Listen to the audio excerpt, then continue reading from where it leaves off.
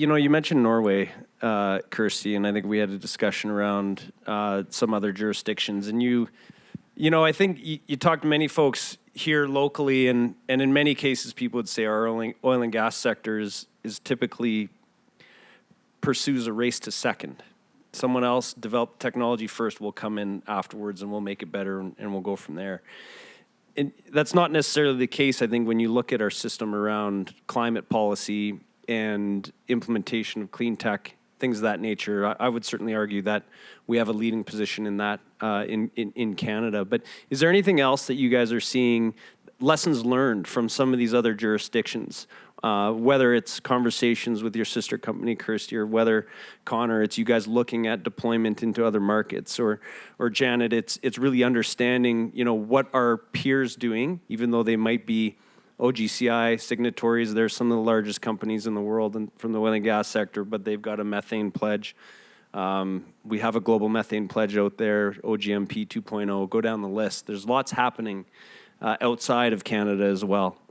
Any comments? We're looking in the market. I think Kirsty mentioned the opportunity to link your loans, sustainability linked loans to methane targets. But overall, again, our vision and what Pat Carlson is our CEO. He's been the founder of many companies in the Calgary community, and he always seems to see where the puck is going. He has this gift. And, he's very passionate about addressing climate change. And, as a chemical engineer, he's just looking at it quite simply about what methane does to the environment, and that every time, every minute, every year that we continue to emit methane, that's just more we need to do later in terms of actually getting those greenhouse gases out of our atmosphere.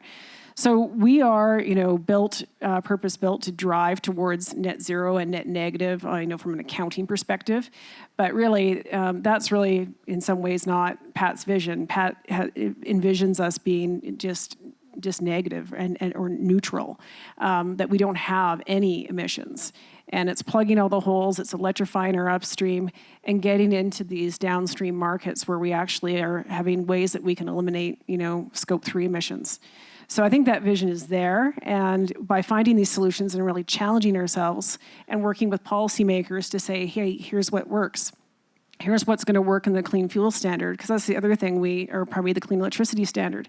Because what we see is that natural gas has to be part of the energy solution for places like Alberta and Saskatchewan. So how can we do it, and how can we do it in the best way?